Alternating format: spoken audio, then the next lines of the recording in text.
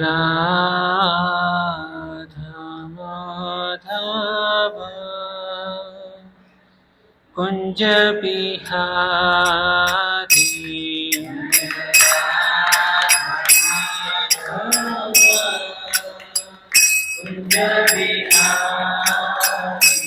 जय राधा माधव कुंज बिहारी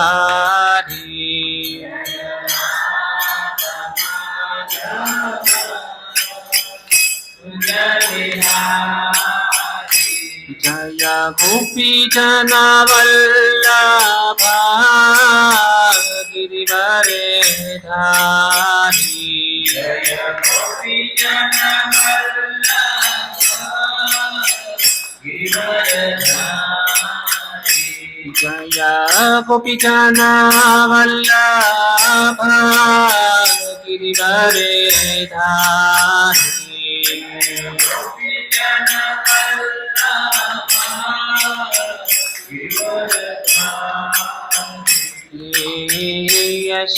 यशोदानंदन ब्रज जन रंजन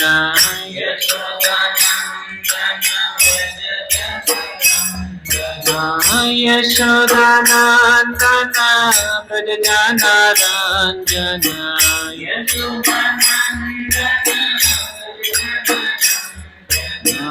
यमुना तीरावनचारी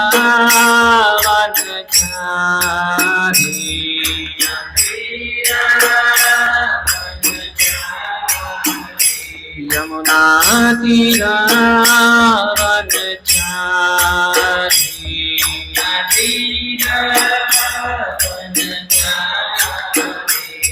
जय राधा माधव कुंज बिहारी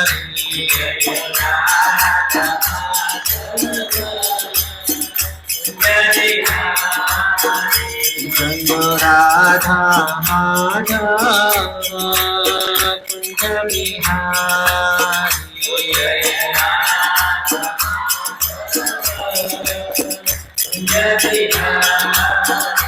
जय गोपी जन वल्लभ गिरिवरे धारी गोपी जन वल्लभ गिरिवरे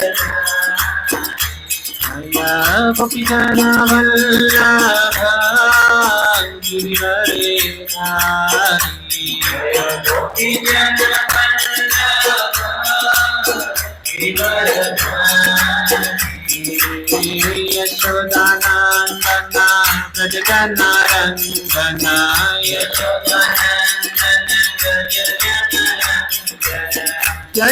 यशोदानंदन ब्रज जन रंजन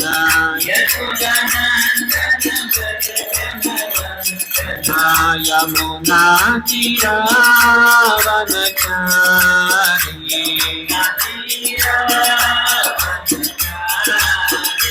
यमुना तीरावनचारी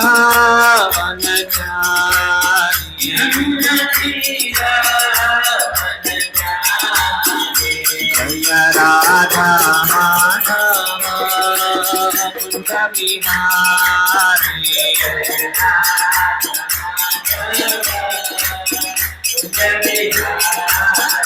जय राधा माधव कुंज बिहारी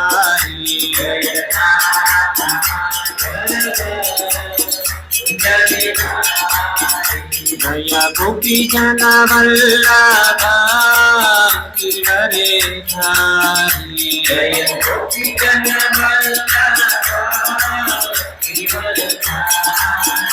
जय गोपी जन वल्लभ गिरिवरे धारी जय गोपी जन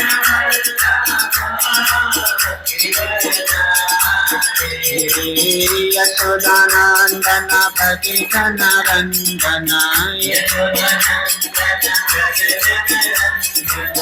यशोदानंदन ब्रज जन रंजन यमुना तीरावनचारी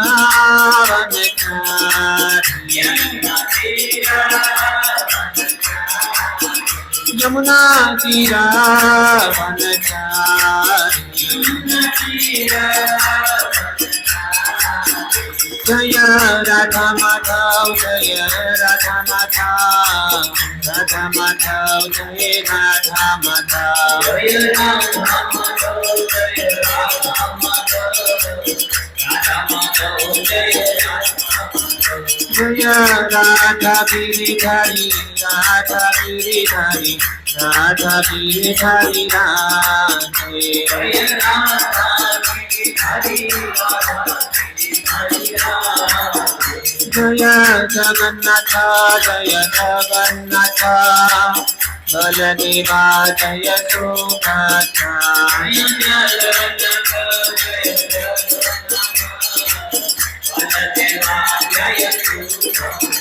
जय गौरानिताय गौरानिताय गौरानिताय जय गौरानिताय गौरानिताय जय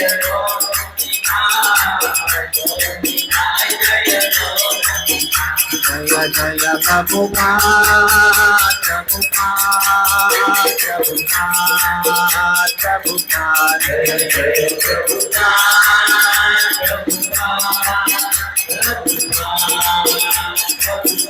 जय जय गुरुदेव गुरुदेव गुरुदेव गुरुदेव जय जय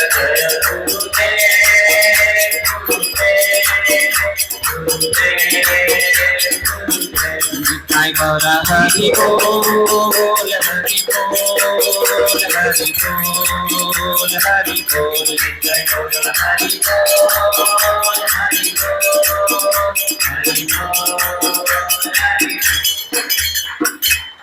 युग धर्म हरि नाम संकीर्तन की श्रील प्रभुपाद महाराज की श्री श्री राधा गिरधारी भगवान की जगन्नाथ बलदेव सुभद्रा महारानी की श्री श्री गौर निताय की निताय गौर प्रेमानंदे।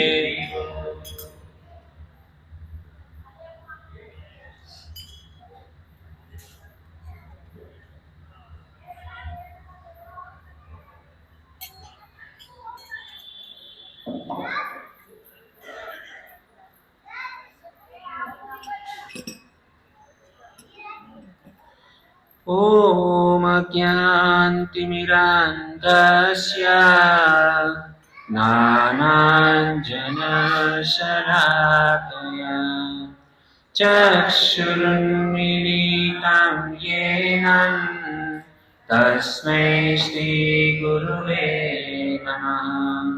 श्रीचैतन्यमनोभीष्टं स्थापितं येन भूतले स्वयं रूपं कदा मह्यं ददाति स्वपदान्तिकम्।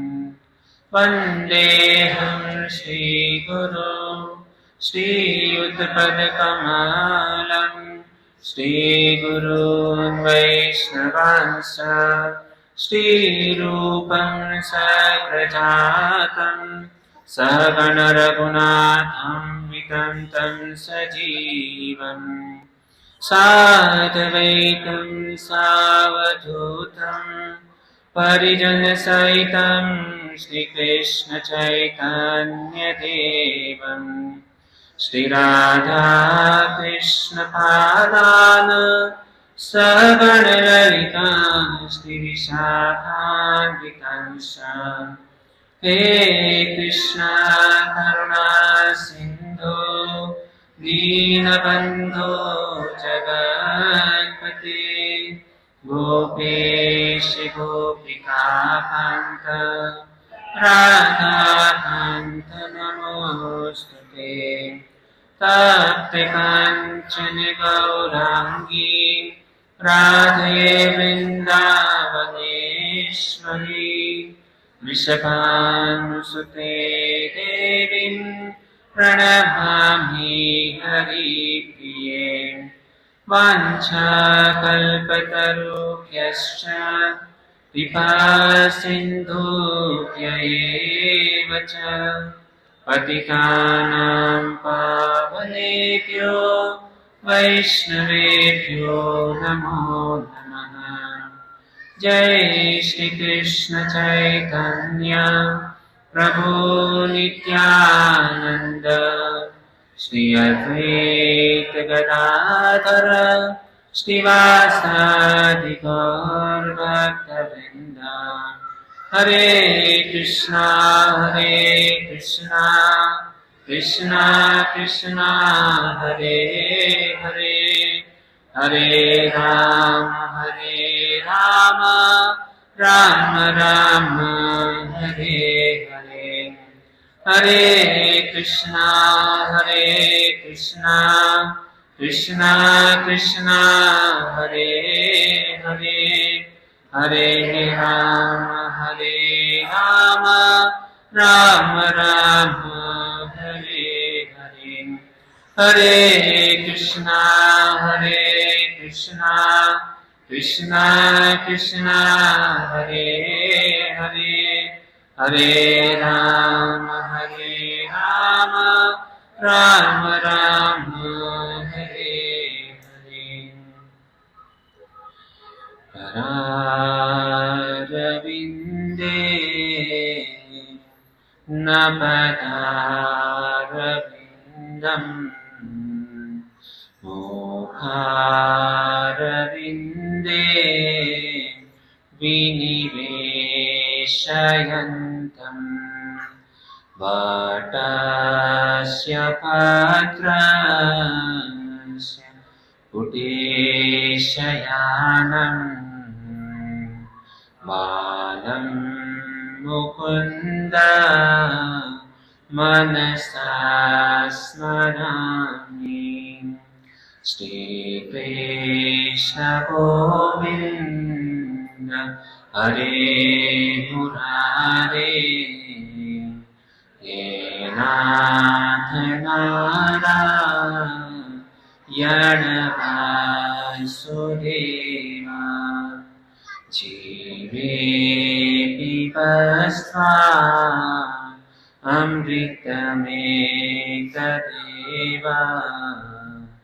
गोविन्द दामोदर माधवेति। आजानुलम्बितभुजो कनकावदातो संकीर्तने कपितरो कमलाव्यताक्षो। विश्वम्भरो द्विजितरो युगधर्मपालो वन्दे जगत्प्रियकरो करुणावतारो। वन्देऽहं अनन्तकुतैश्वर्यम् श्रीचैतन्यमहाप्रभु। नीचोऽपि यत्प्रसादात् भक्तिशास्त्रप्रवर्तका।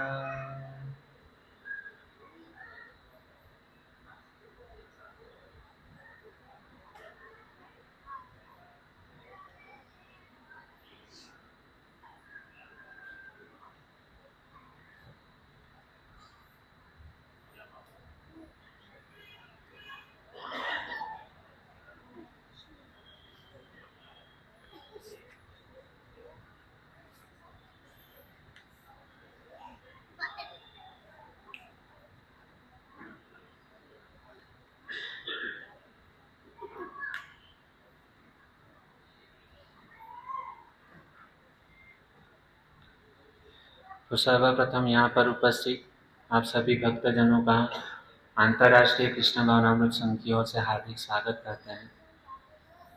श्री श्री राधा गिधारी जगन्नाथ बलदेव सुभद्रा महारानी गौर निताई श्रीनाथ जी और प्रभुपाद महाराज हमारे गुरु महाराज और आप सभी भक्तवृंदों की कृपा से मैं यहाँ पर कुछ बोलने का प्रयास करूँगा।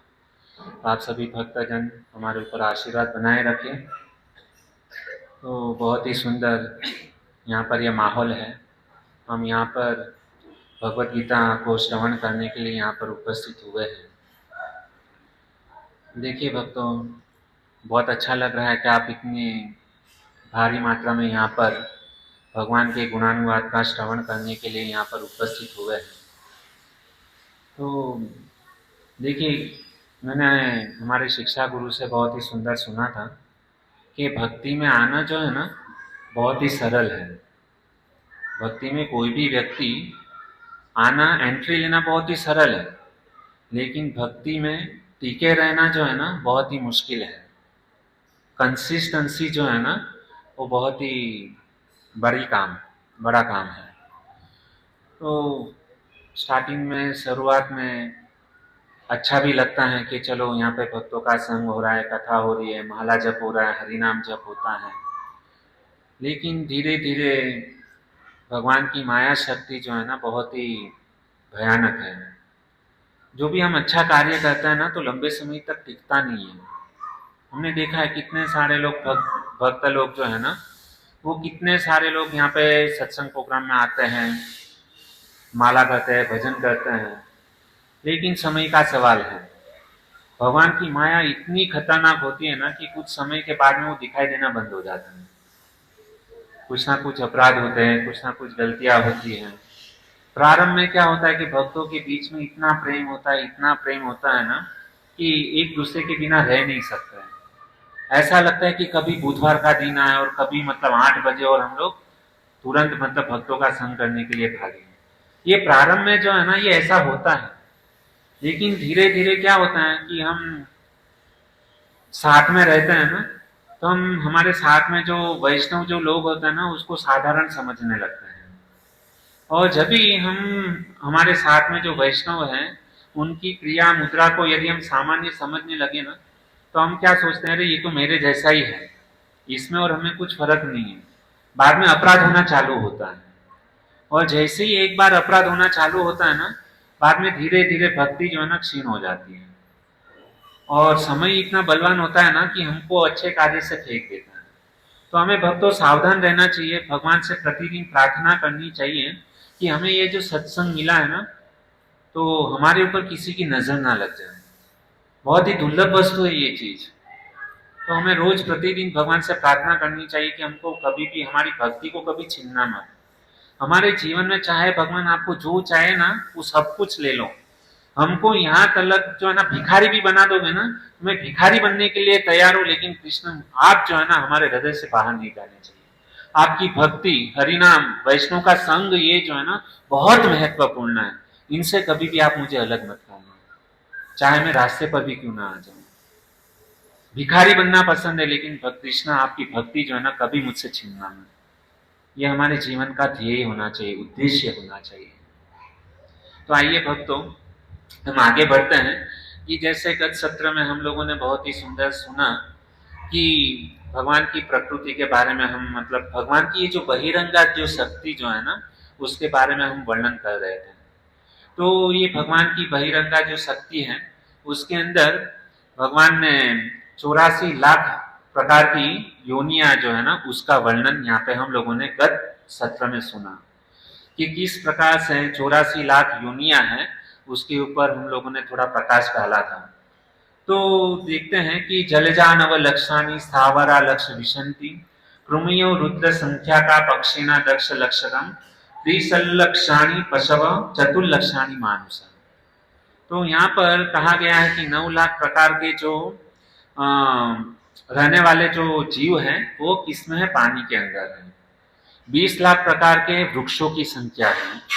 11 लाख प्रकार के कीट, जो छोटे छोटे कीड़े मकोड़े हैं, और जो जमीन के साथ में स्पर्श करके जो चलते हैं, सर्प इत्यादि, तो वो 11 लाख प्रकार के क्या हैं, कीट पतंग आदि हैं।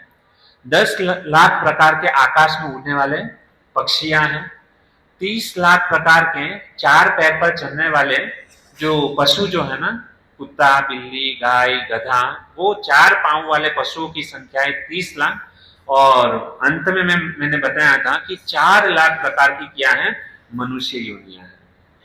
अभी यहाँ पर एक प्रश्न यह होता है कि भक्तों, कि प्रभु जी आप बोल रहे हैं कि मनुष्य जीवन बड़ा ही दुर्लभ है, लेकिन आप तो बता रहे हैं कि 4 लाख प्रकार के मनुष्य हैं। तो भक्तों यहाँ पर एक विचार करने जैसी यह चीज है कि ये जो 4 लाख प्रकार के जो मनुष्य जो है ना, वो उसमें भी कई सारे प्रकार हैं। तो उसमें से किसी व्यक्ति का स्वभाव सत्वगुणी होता है, किसी व्यक्ति का स्वभाव रजोगुणी होता है, और किसी व्यक्ति का स्वभाव तमोगुणी होता है। तो ये जब भी ब्रह्मा जी ने मनुष्य की ये जो विभाजन किया ना, तो उसमें भी अलग अलग प्रकार के मनुष्यों का उसके अंदर रचना की है। तो कहते हैं भगवत गीता के 30वें अध्याय में 27 नंबर के श्लोक में भगवान श्री कृष्ण अर्जुन को उपदेश देते हुए कहते हैं, प्रकृते क्रियमाणानि गुणे कर्माणि सर्वश अहंकार विमूढ़ात्मा कर्ता अहमिति मन्यते। कहते हैं कि ये जो जितने भी प्रकार के 4 लाख प्रकार के जो मनुष्य जो है ना, वो जो योनिया ब्रह्मा जी ने जो बनाई है, तो उसमें कहते हैं कि उनके गुणों के अनुसार भगवान ने क्या किया है, उनका विभाजन किया है। अभी देखते हैं कि किसी मनुष्य के अंदर एकदम सत्वगुण का प्रभाव विपुल मात्रा में है। दूसरे टाइप के मनुष्य जो उनके अंदर क्या है, रजोगुण का प्रभाव विपुल मात्रा में है। तीसरे प्रकार के जो मनुष्य है उसमें तमोगुण का प्रभाव विपुल मात्रा में है। कुछ मनुष्य ऐसे हैं कि जिसके अंदर सत्वगुण भी है और रजोगुण भी है। दूसरे टाइप के मनुष्य ऐसे हैं कि जिसके अंदर रजोगुण और तमोगुण मिश्रित मात्रा में है। तीसरे टाइप के इसके अंदर है कि तीनों गुण, सत्वगुण, रजोगुण, तमोगुण, तीनों मिश्रित जो है ना, वो उसके अंदर है। इस प्रकार से भगवान ने क्या किया है, मनुष्य का प्रकार बनाया है। प्रकृति क्रिया उनके स्वभाव के अनुसार भगवान ने क्या किया है, कर्म के अनुसार। प्रकृति यानी क्या होता है, स्वभाव माना जाता है। हर एक प्रकार के मनुष्य की अलग अलग प्रकृति होती है। तो इसका विभाजन भगवान ने क्या किया है, बहुत ही सुंदर तरीके से किया है। तो आइए भक्तों, आज हम प्रयास करते हैं कि भगवान ने ये जो प्रकृति बनाई है ना, वो प्रकृति किससे बनी है, तो उसके ऊपर थोड़ा सा हम क्या करेंगे, प्रकाश डालेंगे। तो भगवान भगवत गीता के 14वें अध्याय के 5वें नंबर श्लोक के अंदर भगवान श्री कृष्ण कहते हैं कि ये भगवान की ये जो प्रकृति है ना, वो कैसे बनी है। तो कहते हैं, सत्वम रजस तम इति गुणा प्रकृति संभवा निर्बंधन्ति महाबाहो देहे देहि न अव्ययम। भगवान कहते हैं कि भौतिक प्रकृति जो है ना, 3 गुणों से युक्त है। यह है सतो, रजो तथा तमोगुण। हे महाबाहु अर्जुन, जब शाश्वत जीव प्रकृति के संसर्ग में आता है तो वह इन 3 गुणों से क्या होता है, बंध जाता है। ये जो जीव जो है ना, वह कैसा है, 3 गुणों से जो है ना युक्त है। और ये जो जीव जो होता है ना, वो पहले से पापी नहीं होता है। जब भी माँ के गर्भ में होता है ना, तो वो बच्चा जो है ना एकदम शुद्ध भाव में होता है। और इसको कैसे समझेंगे कि जैसे बारिश आता है, तो जब भी बारिश आने के पर हम लोग क्या करते हैं कि कभी कभी हम हमारे घर पे जो बर्तन हो है ना, बर्तन लेकर के बाहर जाते हैं, और जो आसमान से जो बारिश आता है उस पानी को हम क्या करते हैं, हमारे पास में जो पात्र है ना उसके अंदर भरते हैं। तो वो डायरेक्ट ऊपर से आया हुआ पानी जो है ना, जो हम बर्तन के अंदर भरते हैं ना, वो कितना शुद्ध होता है।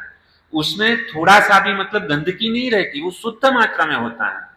लेकिन जैसे ही वह आसमान से बारिश गिरता है, वो जमीन के साथ में जब भी उसका स्पर्श होता है, तो वो पानी क्या हो जाता है, दूषित हो जाता है।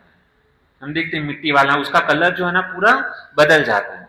लेकिन वही पानी जब हम बर्तन में भरते हैं ना, तो उसमें गंदगी नहीं होती, एकदम शुद्ध मात्रा में क्या होता है, वो शुद्ध होता है। लेकिन जैसे ही उसका जमीन के साथ में स्पर्श होता है, तो वह पानी क्या हो जाता है, दूषित हो जाता है। तो उसी प्रकार से ये जो हमारा जो हम जो जीव जो है ना, शाश्वत जीव, तो जब भी हम ऊपर से आते हैं ना तो शुद्ध होते हैं। लेकिन जैसे ही इस प्रकृति के संपर्क में जब भी आता है ना, तो क्या हो जाता है, दूषित हो जाता है। कैसे दूषित होते हैं कि जैसे ही हम यहाँ पर आते हैं और हम पृथ्वी के साथ में संपर्क में आते हैं, तो क्या है, पाप कर्म करना प्रारंभ कर देते हैं। और जैसे ही पाप कर्म करते हैं तो हमारे ये शरीर क्या बन जाता है, दूषित बन जाता है। तो ये जो है ना प्रकृति के ये जो 3 गुण है, उसके बारे में हम आगे जो है ना बहुत ही सुंदर तरीके से चर्चा करेंगे। तो ये भौतिक प्रकृति के जो है ना 3 गुण है। तो उसमें जैसे आप यहाँ पे स्लाइड पर देखेंगे कि ये जो भौतिक प्रकृति के जो 3 गुण जो है ना, तो देखते हैं कि ऊपर जो है ना ये तीन गुण है, सत्वगुण, रजोगुण, तमोगुण, और यहाँ पर जो है ना तीन कन्याएं हैं। अभी तीन कन्या जो है ना, एक जन ने पीला वस्त्र धारण किया है, दूसरी कन्या जो उसने लाल वस्त्र धारण किया है, और तीसरी जो कन्या जो है ना उसने क्या है, काला कलर का वस्त्र धारण किया है। उनके हाथ में जो है ना रस्सी है। अभी वो रस्सी है और नीचे क्या है, दो मनुष्य है, और वो जो दो मनुष्य जो है ना, ये तीनों कन्याएं जो है ना रस्सी के द्वारा ये दोनों पुरुषों को क्या है, जकड़ के रखी है, जैसा आप स्लाइड में देख सकते हैं। अभी कैसा है कि ये जो मनुष्य जो है ना, ये प्रकृति के तीन गुणों में क्या है, बंधा हुआ है, सत्वगुण, रजोगुण और तमोगुण। अभी यहाँ पर ये जो पीला वस्त्र धारण किए जो कन्या जो है ना, वह सत्वगुण का प्रतीक है। बाद में लाल वस्त्र धारण किए है ना, वो रजोगुण का प्रतीक है, और जो काला वस्त्र जो धारण किए हैं ना, वो तमोगुण का प्रतीक है। तो इस प्रकार से ये जो मनुष्य जो है ना, ये तीनों गुणों से बंधा हुआ है। लेकिन ये जो मनुष्य जो है ना, ये तीन गुणों से बंधा हुआ है ना, तो मनुष्य ये तीन गुण को नहीं देख पा रहा है कि हम जकड़े हुए हैं ये तीन गुणों के द्वारा, लेकिन हमको यह रस्सी जो है ना दिखाई नहीं देती। यहाँ पर जितने भी जीव यहाँ पर है ना, सारे के सारे जीव जो है ना, ये तीन गुणों से बंधे हुए, जकड़े हुए, लेकिन हमको पता नहीं। अदृश्य रूप में भगवान की यह माया जो है ना हमारे ऊपर कार्य कर रही है, तो इसको समझना बहुत ही जरूरी है। तो आगे हम देखते हैं कि ये जो तीन गुण है ना, वो हमारे ऊपर अदृश्य रूप से क्या कर रहे, कार्य कर रहे हैं। अभी ये तीन गुण जो है ना, वो तीन गुण का क्या होता है, समय के अनुसार जो है ना उसका प्रभाव होता है। अभी समय के अनुसार ये जो तीन जो गुण जो है ना, वह कार्य करते हैं। तो सबसे पहले आते हैं कि तीन गुण समय के अनुसार कैसे कार्य करते हैं हमारे ऊपर। तो सबसे पहले सत्व गुण के ऊपर हम थोड़ा चर्चा करेंगे। सब लोग जो है ना बहुत ही ध्यान पूर्वक अपनी आंखें खुली रखकर यहाँ पे स्क्रीन के ऊपर थोड़ा ध्यान दीजिएगा, है ना, क्योंकि हम ये प्रकृति के बारे में जो है ना समझने का प्रयास करेंगे।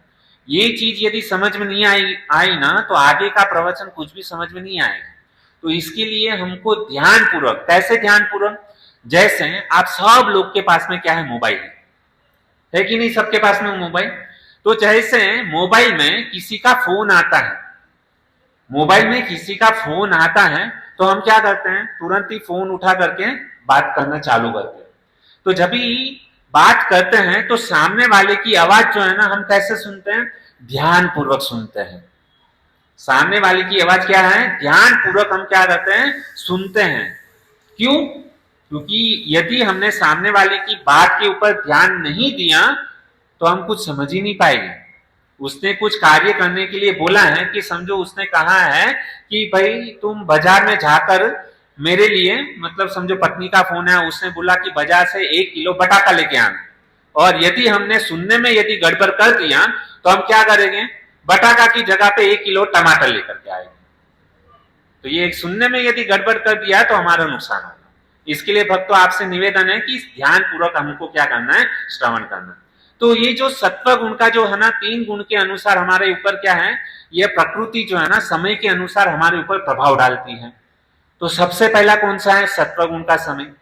अभी ये जो सत्व गुण का समय कभी होता है, वो हमारे ऊपर प्रभाव कभी डालती है, सुबह 3:30 बजे से लेकर सुबह 9:30 बजे तक का जो समय जो है ना, वह कौन सा समय गिना जाता है, सत्व गुण का समय माना जाता है। और ये समय के 3:30 से 9:30 बजे तक हम जो भी कुछ कार्य करते हैं ना, वो एकदम फ्रेश होता है एकदम। और उस समय हम जो भी कुछ कार्य करते हैं, जैसे हम पढ़ते हैं या कुछ तपस्या करते हैं, हरिनाम जप करते हैं, तो उसका प्रभाव जो है ना तुरंत ही हमारे ऊपर गिरता है और हमको सक्सेस। आज हम देखते हैं दुनिया के अंदर जितने भी लोग सफल है ना, उसके पीछे कार्य क्या है, रहस्य क्या है, कि जितने भी लोग सफल हुए ना, तो उनका यदि आप टाइम टेबल देखोगे ना, तो वो व्यक्ति सुबह को जल्दी उठता रहेगा। यह उसकी सफलता का राज है। चाहे आप धीरूभाई अंबानी ले लीजिए, बिल गेट्स ले लीजिए, कितने भी फिल्म कलाकार जो बड़े लेवल पे हैं, तो उनकी सफलता का राज यह है कि वह व्यक्ति जो है ना सुबह को जल्दी उठता है, इसके लिए वो सफल व्यक्ति है। यदि हम लोगों को भी जीवन में सफलता हासिल करनी है ना, तो हमको सुबह को जो है ना ब्रह्म मुहूर्त, ये जो सत्व गुण जो है ना, सुबह 3:30 से लेके 9:30 बजे तक का जो समय जो है ना, उसको ब्रह्म मुहूर्त कहा जाता है। और इस समय के अंदर हम जो भी कार्य करते हैं ना, उसमें निश्चित रूप से क्या होती है, सफलता मिलती है। क्योंकि हमारा मन जो है ना ब्रह्म मुहूर्त में, सत्व गुण में, सुबह के समय में शांत होता है, एकाग्र होता है, और उस समय किया हुआ कार्य जो है ना हमको निश्चित रूप से प्रगति की ओर लेकर के जाएगा। इसके लिए भक्तों, इस्कॉन में जितने भी भक्त लोग होते हैं ना, सुबह को 4:30 बजे उठ करके सीधे मंगला आरती में जाते हैं, हरि नाम जप करते हैं, 16 माला जप करते हैं, और उसके बाद में अपने काम धंधे पे जाते हैं। यह सत्व गुण का प्रभाव है। यदि सुबह का समय आपने ठीक तरीके से बिताया ना, तो आगे का जो 12 घंटा है, 14 घंटा जो है ना, बहुत ही अच्छे आपके जाने वाले हैं। लेकिन हमारा प्रॉब्लम क्या है, हम सुबह को उठते ही कब कितने बजे, 9 बजे, 9:30 बजे, तभी सत्व गुण चला गया होता है। और जो व्यक्ति सुबह को जितना देरी से उठता है ना, तो उसके ऊपर रजोगुण जो है ना हावी हो जाता है, और वो पूरा दिन जो है ना 10 घंटा सोया है, फिर भी उसको जो है ना पूरा दिन ऐसा लगेगा कि भाई नींद आ रही है, नींद आती है, स्फूर्ति में ही नहीं रहेगा उसका जीवन। तो इसके लिए सुबह को भक्तों हम लोगों को क्या करना चाहिए, सुबह को ब्रह्म मुहूर्त में उठने का प्रयास करना चाहिए। मैं ऐसा नहीं बोलता हूं कि सुबह को 3:30 बजे उठो, एटलीस्ट कम से कम 5 बजे भी उठोगे ना, तो भी बहुत अच्छी बात है। धीरे धीरे आदत डालनी चाहिए। रात को जल्दी सोया करो, सुबह को जल्दी उठो, तो बहुत ही अच्छा रिजल्ट मिलेगा। तो यहाँ पे कहते हैं कि सत्व गुण का प्रभाव जो है ना, और उस दिन सत्व गुणी आदमी जो रहता है ना, वो क्या करता है, हरि नाम जप करता है, भगवान की तपस्या करता है, भगवत गीता पढ़ता है, भागवतम पढ़ता है, ये हो गया सत्व गुण। उसके बाद में आता है रजोगुण। जैसे जैसे दिन आगे बढ़ता है ना, तो रजोगुण का प्रभाव जो है ना हमारे ऊपर क्या होता है, हावी होता है। अभी ये रजोगुण का प्रभाव कभी होता है, उसका समय कितने बजे तक है, तो कहते हैं कि रजोगुण का प्रभाव जो है ना सुबह 9:30 बजे से लेके शाम को 7 बजे तक का जो समय जो होता है ना, वह क्या होता है, रजोगुण का प्रभाव हमारे ऊपर होता है, रजोगुणी समय माना जाता है। कैसे, तो उस समय क्या होता है कि व्यक्ति सुबह को उठते ही सीधा क्या है, ऑफिस जाना है, भागो भागो, गाड़ी लिया, हाईवे पे निकला, भैं भैं भैं गाड़ी का आवाज आता है, ये रजोगुणी हमारे ऊपर। और बाद में ट्रैफिक इतना जाम रहता है, इतना बड़ा मतलब साउंड हमारे अंदर क्या है, कान के अंदर मतलब वाइब्रेशन होता है, और बाद में क्या होता है, वो बंदा जो है ना ऑफिस में पहुंचता है। ऑफिस में बैठते ही जैसे मैनेजर की पोस्ट के ऊपर बैठ गया, सबका फोन आना चालू, हेलो ये काम फिनिश करना, हेलो वो काम फिनिश करना, सबका फोन जो है ना आना चालू होता है, रजोगुण का प्रभाव चालू होता है। और सुबह 10 बजे से शाम को 7 बजे तक जो है ना भागो भागो, केवल भागता ही रहता है वो व्यक्ति। ये रजोगुण का प्रभाव हमारे जीवन में भी हम देखते हैं कि सुबह से 9:30 10 बजे से लेकर शाम को 7 बजे तक हम लोग क्या करते हैं, भागते रहते हैं, ये काम करना है, वो काम करना है, इधर जाना है, उधर जाना है, हाँ ये फाइल कंप्लीट करना है, ये अकाउंट कंप्लीट करना है, पूरा दिन क्या करते हैं, भागते रहते हैं। और कब तक भागते हैं, जब तक हमारे बॉडी के, हमारे शरीर के सारे स्क्रू ढीले नहीं हो जाते ना, तब तक हम क्या करते रहते हैं, भागते रहते। तो ये रजोगुण का प्रभाव क्या होता है, हमारे ऊपर हावी होता है। तो ये रजोगुण हो गया। और जैसे ही ऑफिस से शाम को निकलते हैं ना, तो व्यक्ति एकदम थक गया, तो वो गाड़ी भी चला रहे हैं, गाड़ी चला रहे हैं, और जैसे वो स्लो गाड़ी चलाता है ना, तो पीछे से ऐसे गाड़ी का आवाज आता है, जोर जोर से। क्योंकि आदमी जो है ना ठीक तरीके से मतलब गाड़ी भी नहीं चला सकता है, हाईवे पे है, ट्रैफिक जाम है, उसको पता है कि इतना ट्रैफिक जाम है, आगे मतलब गाड़ी खड़ी है, फिर भी वो पीछे से भैं भैं भैं भैं चालू रहता है। और इस प्रकार से हम लोग क्या है, रजोगुण, ये रजोगुण का हमारे ऊपर क्या होता है, प्रभाव। अभी मजे की बात अभी आती है कि आगे जैसे जैसे दिन बीतता है ना, ऐसे ऐसे आदमी का टेम्परेचर हाई होते जाता है। शरीर का तो कम होता है, लेकिन शरीर से ज्यादा हमारे दिमाग का टेम्परेचर जो है ना हाई हो जाता है। अभी तमोगुण का प्रभाव कैसे होता है कि शाम को 7:30 बजे से लेके सुबह के 3:30 बजे तक का जो समय जो होता है ना, वह क्या होता है, तमोगुण का समय होता है। अभी उस समय मतलब व्यक्ति क्या करता है, जैसे ऑफिस से थका हुआ आदमी आता है ना, दिमाग तेज है, तुरंत चिल्लाता है, मुझे पानी चाहिए। वो पत्नी वहां पे क्या करती है, खाना बनाती होती है, पतिदेव एक बार 2 बार सुनाई देते ही देता, पानी चाहिए, पानी दो पानी दो। तो इस प्रकार से वो क्या है, तमोगुण जो है ना उसके ऊपर हावी हो जाता है। और पत्नी भी क्या करती है, वेलन लेके देती हूँ ना, समझ में नहीं आता है, सब्जी बना रही हूँ, एकदम ये तमोगुण सबके अंदर, बच्चे के अंदर भी मतलब क्या है, तमोगुण हावी हो जाता है। और शाम के समय बच्चे लोगों का होमवर्क कंप्लीट नहीं हुआ, रात के 11 बज गए अभी तक तुम्हारा होमवर्क कंप्लीट नहीं हुआ, पेरेंट्स चिल्लाना चालू कर देते हैं। ये तमोगुण हमारे ऊपर क्या होता है, हावी होता है। और तमोगुण में व्यक्ति क्या करता है पता है, कि व्यक्ति जो है ना जैसे ऑफिस से आता है और टीवी देखते हैं, आकर न्यूज चैनल चालू करते हैं और रात को 10-10, 11-11 बजे जो है ना वो भोजन करता है, खाना खाता है। और जब भी वो भोजन करता है ना, तो रात के समय पे ऐसा कहा जाता है कि यदि आपको अपना शरीर स्वस्थ रखना है ना, तो शाम के समय पे जो है ना कम खाना चाहिए। हमारे शास्त्र बहुत क्लियर बोलते हैं कि सुबह को जो है ना राजा की तरह भोजन करना चाहिए, सुबह का भोजन राजा की तरह होना चाहिए, दोपहर का भोजन वजीर की तरह होना चाहिए, और शाम का भोजन जो है ना भिखारी की तरह होना चाहिए। इस प्रकार से यदि कोई व्यक्ति भोजन करता है ना, तो हमेशा निरोगी रहेगा, वो जल्दी से बीमार नहीं पड़ेगा, ये हमारे शास्त्र कहते हैं। लेकिन हम उल्टा करते हैं, सुबह को केवल खाली ब्रेकफास्ट करते हैं, टी कॉफी करके निकल जाते हैं, दोपहर के समय थोड़ा बहुत खा लेते हैं क्योंकि ऑफिस में, और सुबह को मतलब बनाया हुआ जो ठंडा भोजन जो है ना, हम देखते हैं कि सुबह को बनाया हुआ भोजन हम कितने बजे करते हैं, सुबह को पत्नी ने जो है ना 7 बजे भोजन बनाया है, और उसको हम कहा कितने बजे खाते हैं, 2 बजे, 2:30 बजे, एकदम ठंडा भोजन खाते हैं। और ठंडा भोजन खाने से क्या होता है, हम ज्यादा खा नहीं सकते, है ना, तो ये गड़बड़ है।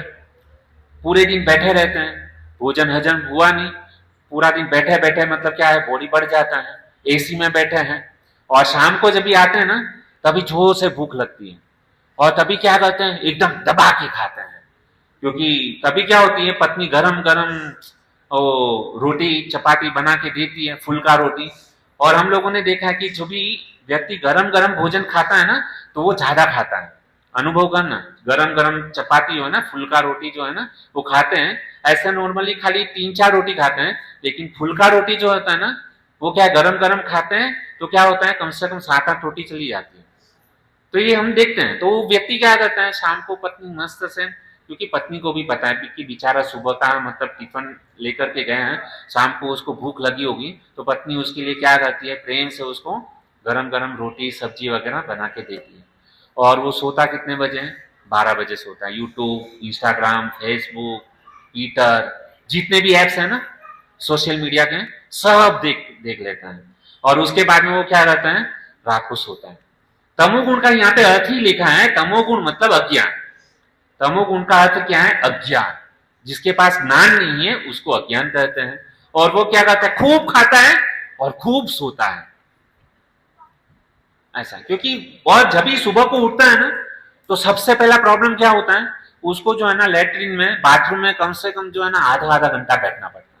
क्यों? क्योंकि रात को खा के सीधा सो गया, उसका हजम हुआ नहीं, डाइजेशन हुआ नहीं, और क्या होता है, पेट में और डाइजेशन बराबर होता नहीं है, रात को नींद आती नहीं है, और नींद नहीं आती तो मोबाइल के द्वारा व्हाट्सएप, ट्विटर सब चलता रहता है। और क्या होता है, सारी लाइटें बंद है, कोई देखने वाला है नहीं, और केवल अपनी आंखें हैं और मोबाइल है सामने। और उससे क्या होता है पता है भक्तों, अंधेरे में मोबाइल को देखने से हमारी आंखें जो है ना खराब हो जाती है। इसके लिए जितने भी लोग है ना आजकल जो है ना, पहले के जमाने में किसी को नंबर नहीं आते थे, चश्मा नहीं था, लेकिन आज के जमाने में छोटे से बच्चे को जो है ना 10 साल के बच्चे को चश्मा आ गया। क्यों? बच्चा रोता है, तुरंत मम्मी क्या करती है, तुरंत ही ये मोबाइल नाम का आंसू जो है ना बच्चे के हाथ में दे देती है। भाई क्यों दे दिया? अरे वो बच्चा परेशान करता है, इसके लिए मोबाइल दे दिया। और वो बच्चा तो एक बार उसकी आदत लग गई, खत्म।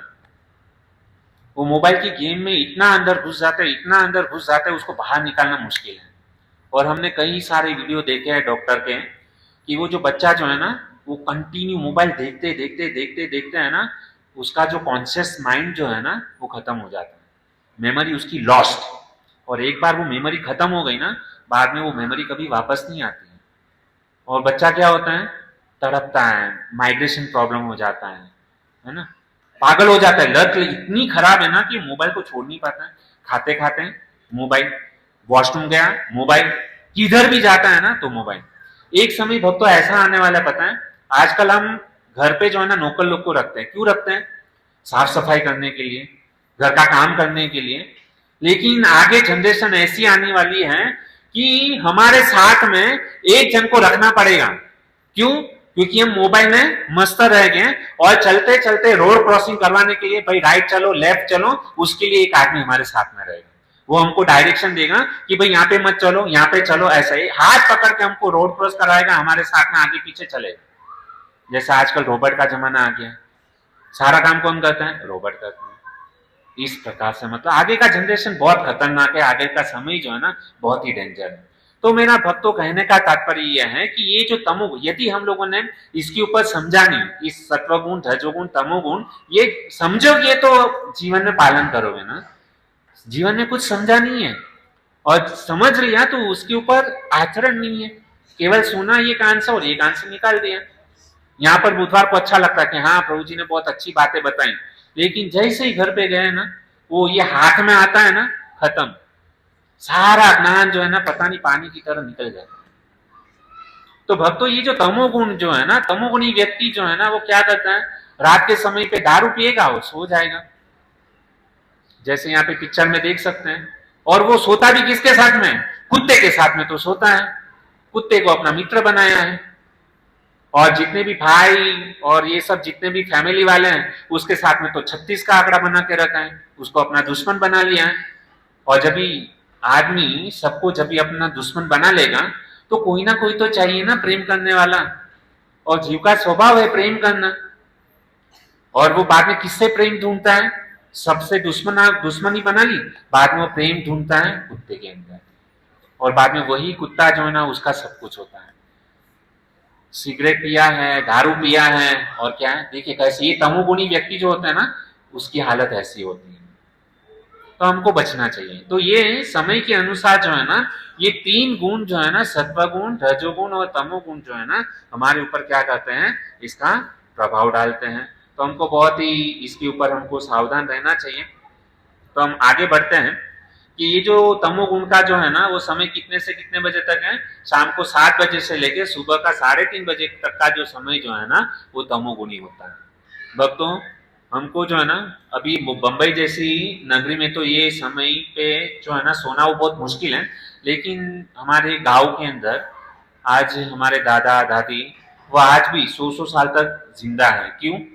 क्योंकि वो शाम को जो है ना 7:30-8 बजे सो जाते थे और सुबह को 3:30-4 बजे उठ जाता है। देखना हमारे अंदर जितनी ताकत है ना उसे दुगना ताकत जो है ना हमारे दादा दादी में रहेगी। क्यों? उसको उसका टाइम टेबल एकदम परफेक्ट है, कितने बजे सोना है, कितने बजे उठना है, कितने बजे खाना है, क्या खाना है, वो सब कुछ उनको पता है।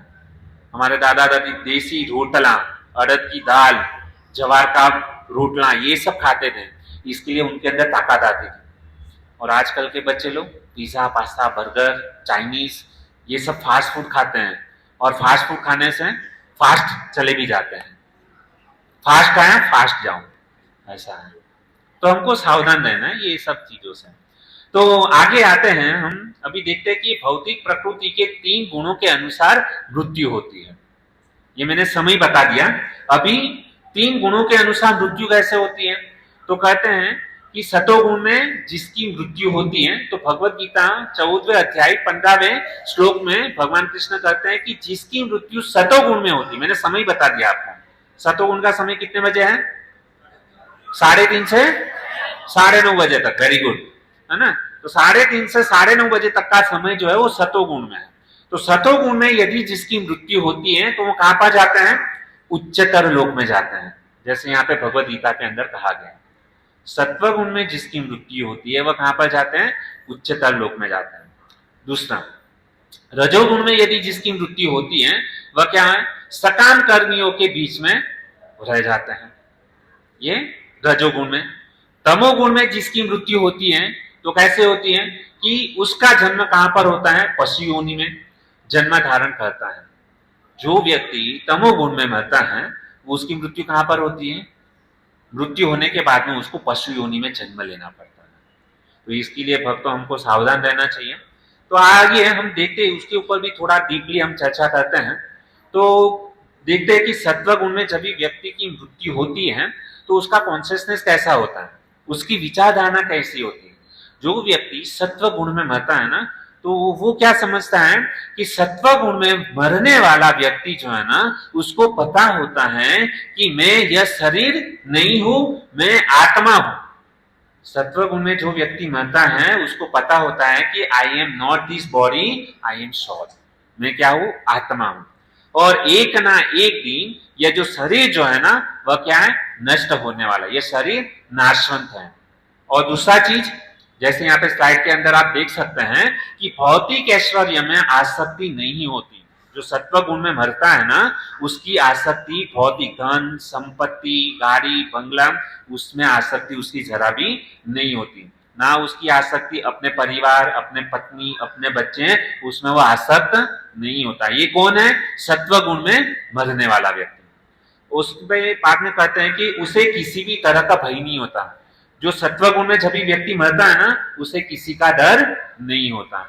आजकल हम देखते हैं कि जो कोई व्यक्ति मरता है ना, इतना तड़पता है, रोता है, अरे मेरी पत्नी, अरे मेरे बच्चे, अरे मेरा धन, मेरा संपत्ति, उसके अंदर इतना अटैचमेंट रहता है कि वो व्यक्ति के प्राण जल्दी निकलते नहीं और वो तड़प तड़प के मरता है।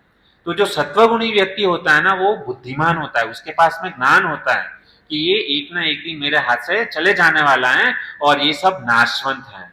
और जब भी मेरी मृत्यु होगी तो मैं एक धागा, है ना, एक धागा भी जो है ना, मैं यहां से लेके जाने वाला नहीं। तो ये सत्वगुण में मृत्यु हो गई। रजोगुण में मृत्यु, अभी रजोगुण में जिसकी मृत्यु होती है ना, वो कैसे होती है पता है, एक्सीडेंट के द्वारा।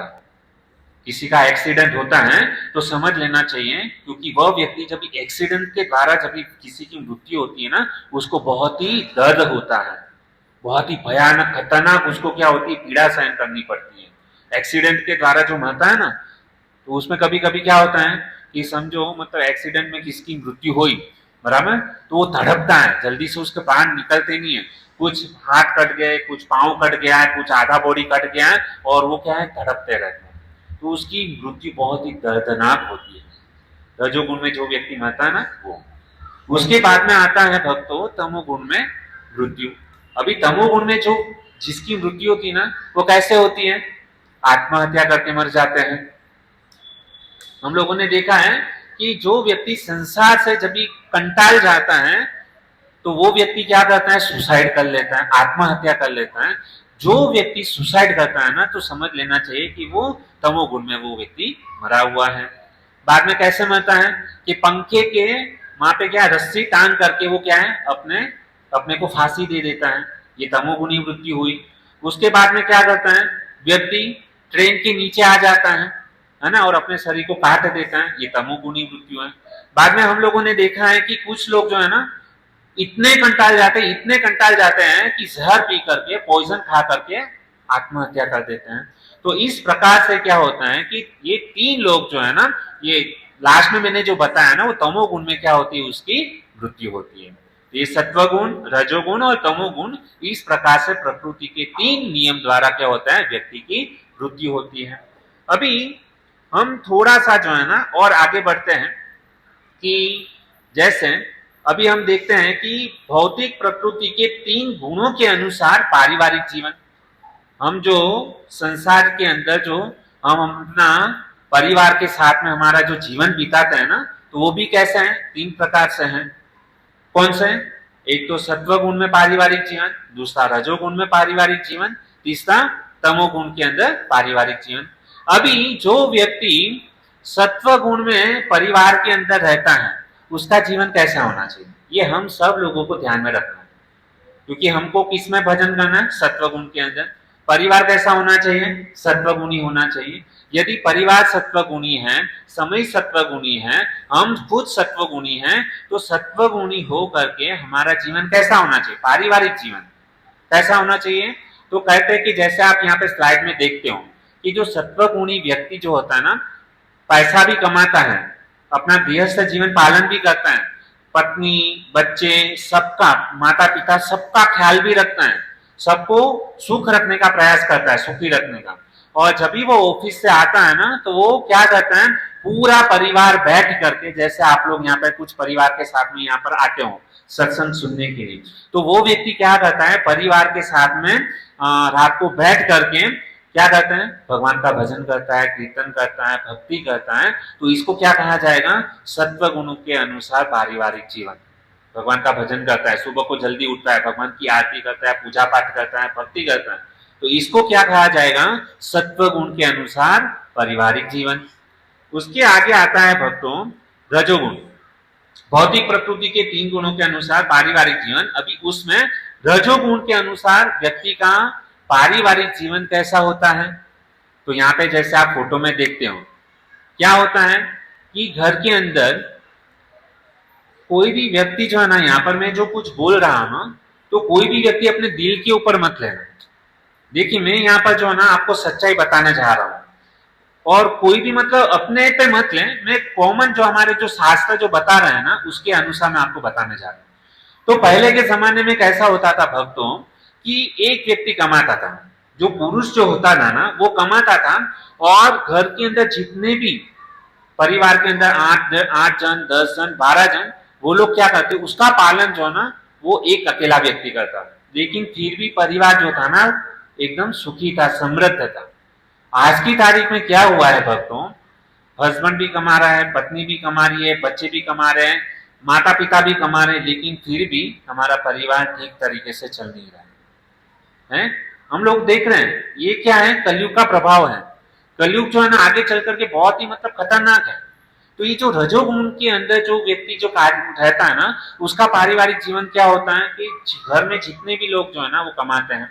देखिए पैसा कमाना बुरी बात नहीं है, पैसा कमाना बुरी बात नहीं है। आज की तारीख में समय ऐसा है कि यदि घर के अंदर जितने भी सदस्य हैं वो यदि कमाएंगे नहीं, तो कुटुंब का पालन पोषण करना बहुत ही मुश्किल है। पैसा कमाओ लेकिन नीति से कमाओ। और यदि बुरा पैसा यदि हमारे घर पर आ गया है ना, बुरी लक्ष्मी यदि हमारे घर पर आ गई ना, तो पूरे परिवार का सत्यानाश करके रख देगी। तो इसके लिए भक्तों देखिए हम पैसा कमा रहे हैं, हमको पता नहीं कि हमारे पास में जो धन आई है, लक्ष्मी आई है, वो सूरी लक्ष्मी है या आसुरी लक्ष्मी, हमको पता नहीं। इसके लिए शास्त्र हमेशा बोलता है कि हम लोगों को, हम जो भी पैसा कमाते हैं ना, कम से कम 10% जो धन जो है ना वो भगवान और भक्तों की सेवा में क्या करना चाहिए, इस्तेमाल करना चाहिए। यदि जो भी व्यक्ति अपना धन संपत्ति इस प्रकार से यदि भगवान और भक्तों की सेवा में इस्तेमाल करेगा ना, तो उसका धन संपत्ति जो है ना हमेशा बढ़ते रहेगा। वह व्यक्ति कभी भी जो है ना किसी के पास में हाथ फैलाने की उसको जरूरत नहीं रहेगी। लेकिन कब हमने जो भी कुछ कमाया है उसमें से 10% जो है ना वो भगवान और भक्तों की सेवा में निकालें। यह कार्य जो है ना केवल 180 दिन तक करके देखें। हम महीने की जो भी कुछ तनख्वाह कमाते हैं ना, उसमें से 10%, ज्यादा नहीं, केवल 10% जो है ना आप अलग से रखना चालू करो, भगवान की सेवा में इस्तेमाल करना चालू करो, और 180 दिन के बाद में आप मेरे पास में आना कि क्या चेंजेस आए। निश्चित रूप से जो है ना आपके जीवन में कुछ ना कुछ चमत्कार होगा। लेकिन इसके ऊपर भरोसा होना चाहिए। 100% भगवान जो है ना हमको मदद करते हैं, हमारी रक्षा करते हैं, लेकिन हमको उसके ऊपर विश्वास नहीं। आप करके देखो, हमने करके देखा है। इसके लिए हमने हमारे जीवन में जो है ना इतना परिवर्तन आया ना कि हम सारी बात यहाँ पर बता नहीं सकते। कि आप केवल इतना करना चालू करोगे ना, देखिए भगवान जो है ना हमारे पास में 2 हाथ है, भगवान के पास में 1000 हाथ है ना। आपके अंदर क्या ताकत है, आपके और हमारे अंदर क्या ताकत है कि हम 2 हाथ से भगवान को दे पाए। लेकिन भगवान जो है ना प्रेम के भूखे हैं। यदि आपने भगवान को खाली 10% निकाल के दे दिया ना, और आपने केवल 10% भगवान के लिए दिया है, और जब भी वो 1000 हाथ वाला जब भी देना चालू करेगा ना, तो आपके अंदर कितनी ताकत है कि 2 हाथ से आप कितना पकड़ पाओगे।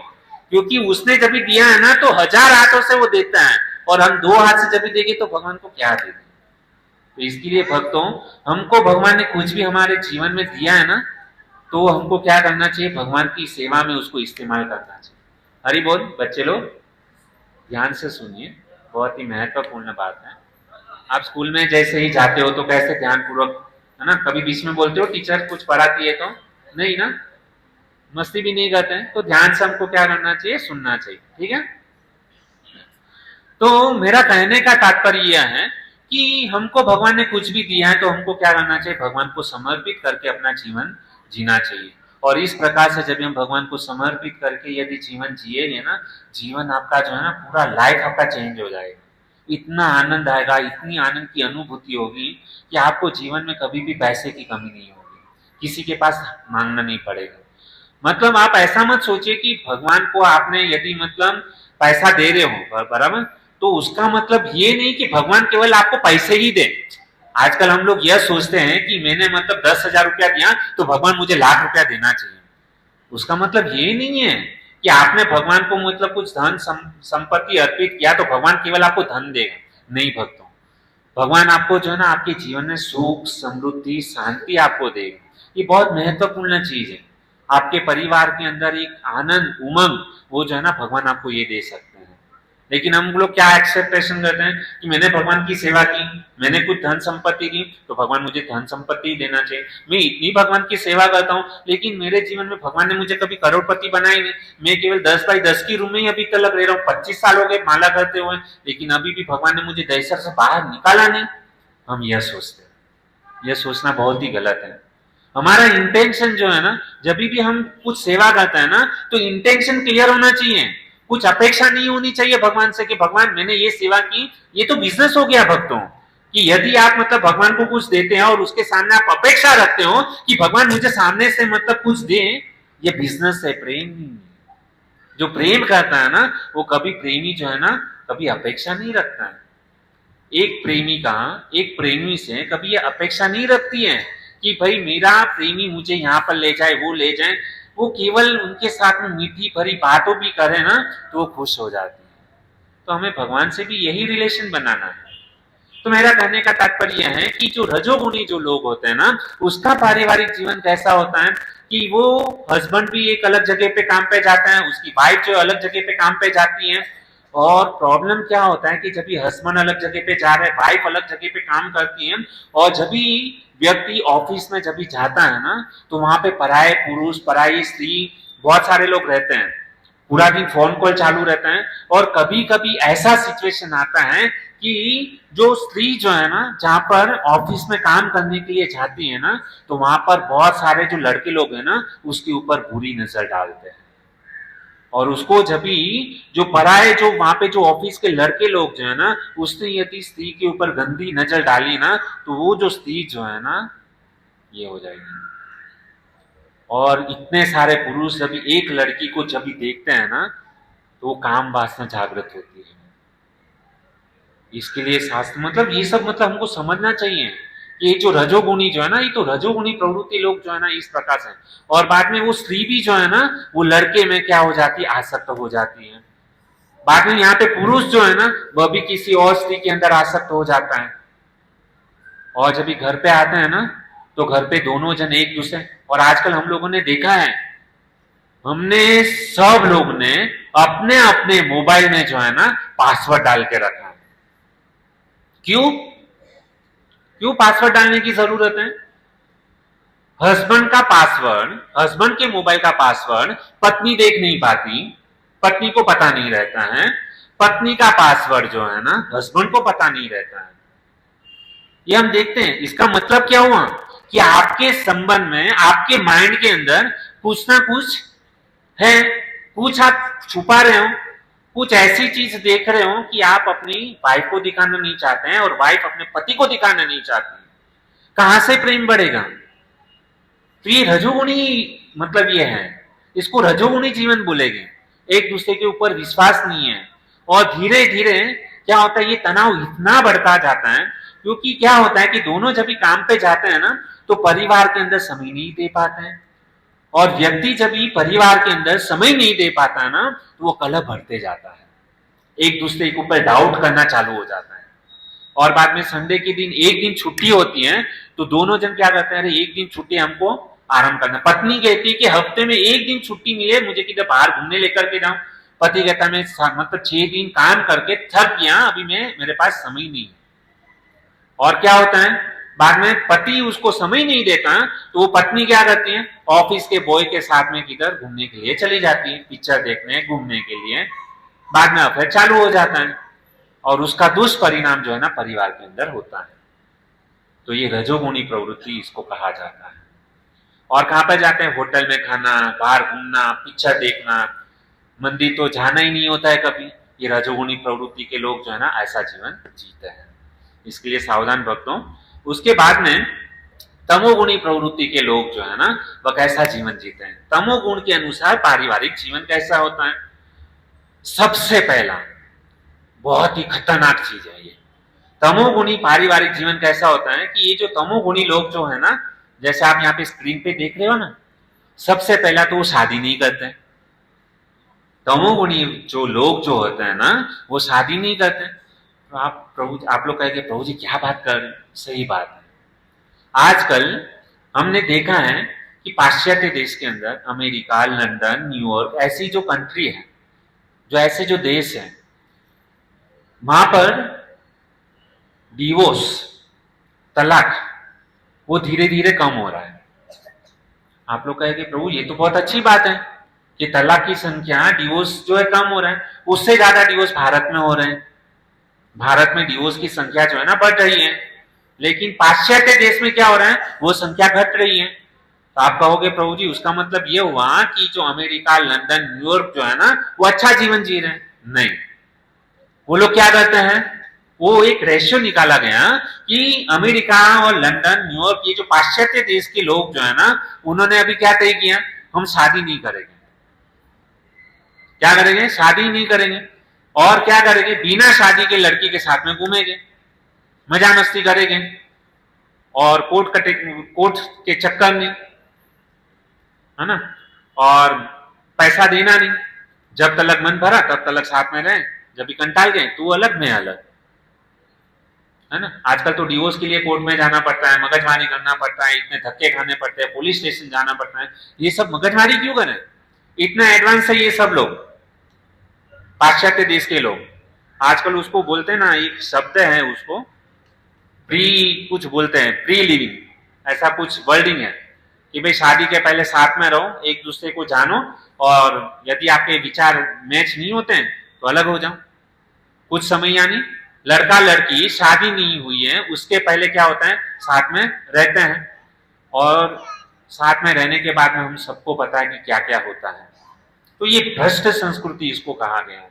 और आज के जमाने में कुछ ऐसा, मतलब कोई भागवत आचार्य कुछ इसके ऊपर बोलते हैं तो उसकी निंदा होती है, उसको जेल में डालने की धमकी दी जाती है। ये हमारा स्वभाव है और हमको इसमें मजा आता है। बहुत ही खतरनाक चीज है। जब भी कोई व्यक्ति शास्त्र के अनुसार अपना जीवन नहीं जिएगा ना तो ये हमारी समस्या धीरे धीरे बढ़ती जाने वाली है। प्री लिविंग रिलेशनशिप इतना, मतलब ये हमारी संस्कृति कभी नहीं है। पहले के जमाने में क्या होता है कि लड़का लड़की यदि विवाह करना है ना तो उसके लिए जो है ना माता पिता उसका संबंध देखने के लिए जाते थे। आजकल तो क्या होता है, लड़का अपनी ओर से, लड़की अपनी ओर से शादी करके आ जाते हैं और सीधा बोलते हैं हमारा शादी हो गया, अभी तुमको जो करना है आपको हमको एक्सेप्ट करना ही है। और एक्सेप्ट नहीं करते माता पिता तो धमकी देते हैं, भाग जाएंगे, सुसाइड कर लेंगे। ऐसी सब मतलब ये परिस्थितियां हमारे जीवन में हम देखने के लिए मिलते हैं। तो ये जो तमोगुणी जो लोग होते हैं ना वो कभी विवाह नहीं करते हैं। और आजकल तो मतलब ऐसा भी देखा गया है कि बिना विवाह के जो है ना बच्चे भी हो जाते हैं और बाद में समस्या खड़ी होती है कि ये बच्चे को रखेगा कौन, और अपने किए हुए पाप कर्म को छुपाने के लिए वो बच्चे को अनाथ आश्रम में भेज देता है। ये हमारी संस्कृति है, ये हम सबकी घटना है, हम देख रहे हैं नजरों नजर। हमारे घर पे भी कभी हो सकता है कि हमको पता नहीं। यदि हम ऐसे कार्यक्रम में भगवत गीता, भागवतम, हरि नाम जप, भक्ति यदि हम नहीं करेंगे, ये सारी समस्या हमारे सामने होने वाली है। हो सकता है हमारे परिवार में भी हो, कोई ठोक के बोल नहीं सकता कि हमारे परिवार में ये कभी नहीं होगा। बहुत खतरनाक चीज है भक्तों, तो हमको इससे सावधान रहना चाहिए।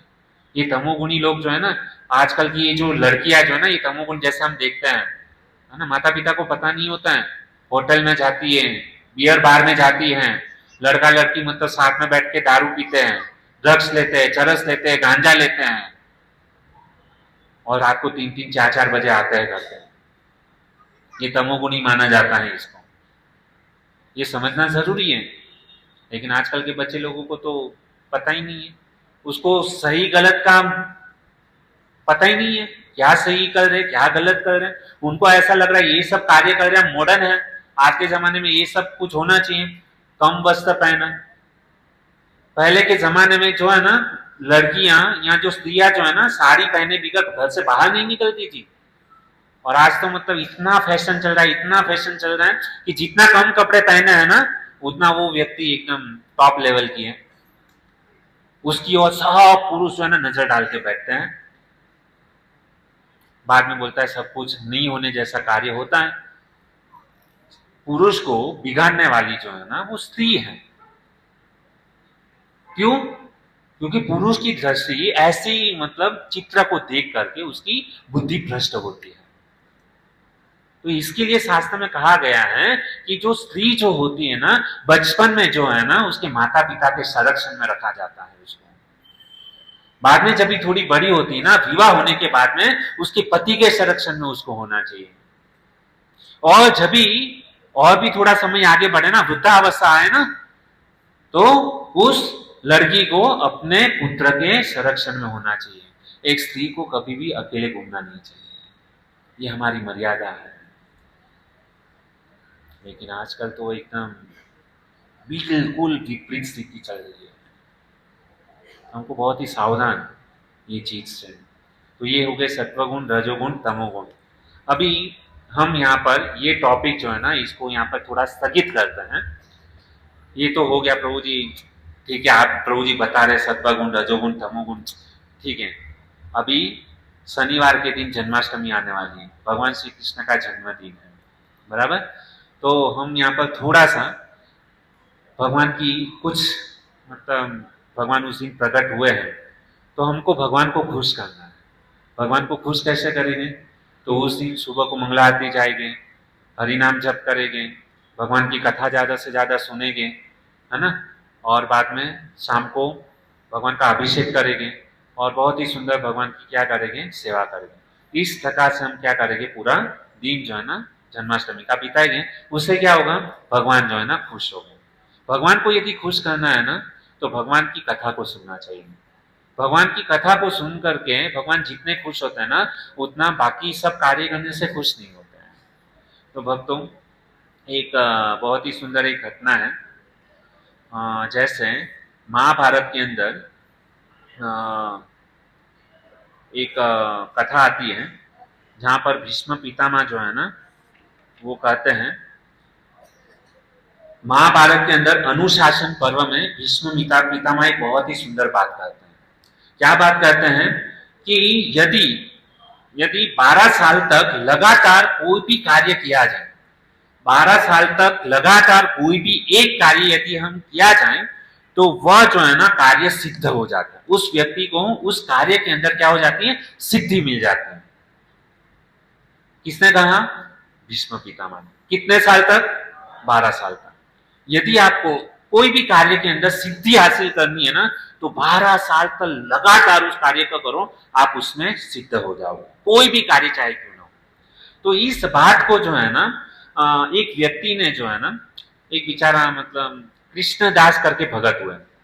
तो कृष्णदास करके जो भगत हुए ना, उसने इस बात को सुन लिया कि भीष्म पितामह ने किसी साधु संत महात्मा ने कहा था इस बात को, और उसको कृष्णदास करके जो व्यक्ति जो था ना, वृंदावन के गोकुल के अंदर रहते थे, उसने प्रवचन के अंदर सुन लिया कि 12 साल तक यदि कोई भी कार्य किया जाए तो उसमें क्या हो जाती है, सिद्धि हासिल हो जाती है। तो उसने क्या किया, वो जो कृष्णदास करके जो भगत जो थे ना, गोकुल में रहते थे, उसने क्या सोचा कि मैं कृष्ण के लिए, मेरे कन्हैया के लिए, मैं प्रत्येक दिन 12 साल तक क्या करूंगा, भगवान के लिए हार बनाऊंगा, फूलों का हार बनाऊंगा, और प्रत्येक दिन भगवान को क्या करूंगा, भगवान को अर्पित करूंगा। उसने ठान लिया कि मैं 12 साल तक जो है ना ये कार्य करूंगा। तो प्रत्येक दिन वो क्या करने लगा, भगवान के पास में जाके फूलों की माला बनाता था और भगवान को क्या करता था, अर्पित करता था। लेकिन जिस दिन इसने यह कार्य करना चालू किया ना, उस दिन उसने भगवान से कहा, क्या कहा कि मैं 12 साल तक जो है ना आपको ये पुष्पों की माला में जो है ना आपको अर्पित करूंगा, लेकिन 13वां साल का पहला दिन जब ये आएगा ना, तो उस दिन जो है ना आपको मेरे घर पे जो है ना आना है। क्या बोल दिया कि 13वें साल में पहले दिन जो है ना आपको जो है ना मेरे घर पे आना है, और मेरे हाथों से आपको मेरे घर पे जो है ना मैं मेरे हाथों से आपको क्या करूंगा, पुष्प की माला पहनाऊंगा। इतना उसने क्या किया था, डील भगवान से कर लिया था, भगवान से शर्त रख दी थी। तो ये व्यक्ति क्या करता था, कृष्णदास जो था ना बहुत ही प्रेमी भगत थे भगवान के, और भगवान जो है ना प्रेमी भक्तों को ही मिलते हैं। जिसके हृदय के अंदर ईर्ष्या, कपट, है ना, ये सब रहता है ना, उसको भगवान कभी नहीं मिलते हैं। तो ये जो बेचारा जो कृष्णदास जो था ना, प्रत्येक दिन इसी भाव के अनुसार जाता था, भगवान की रोज पुष्पों की माला बनाता था और भगवान को अर्पित कर देता। और रोज है ना एक एक दिन काउंट करता था, एक दिन, 2 दिन, 3 दिन, 1 महीना हो गया, 2 महीना हो गया, 6 महीना हो गया, 1 साल हो गया, 2 साल हो गया, 3 साल, 4 साल, रोज भगवान को काउंट करके गिनाता था कि अभी मतलब कितना है, 2 साल बचे हैं, अभी 1 साल बचा, अभी 1 साल, 6 महीना बाकी है, 3 महीना बाकी है, 2 महीना बाकी रहा। ऐसा करते करते जो है ना 12 साल कंप्लीट हुए। आखिरी दिन था, और आखिरी दिन वो कृष्णदास जो है ना वही उत्साह के साथ में, जो पहले दिन उत्साह के साथ में भगवान को माला पहना, उसी उत्साह के साथ में ये कृष्णदास ने भगवान को अंतिम माला, 12वां साल का अंतिम दिवस जो था ना, उसने बहुत ही सुंदर भगवान को गोकुल के अंदर जो है ना नंद लाला को क्या किया, पुष्पों की माला पहनाई।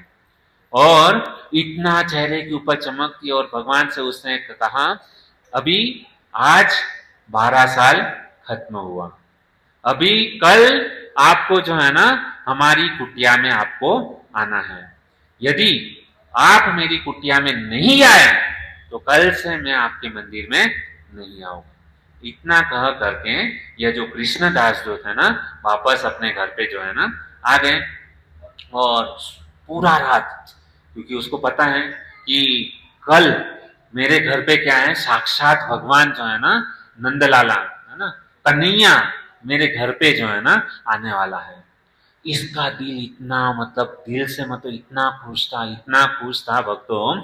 और उसने क्या किया, पूरी रात जग करके, बेचारा बूढ़ा व्यक्ति था, और पूरी रात जग करके भगवान के लिए कचौरी, गुलाब जामुन, रसगुल्ला, छोले भटूरे, पूरी, मालपुआ, बासुंदी, क्या क्या बनाया उसने।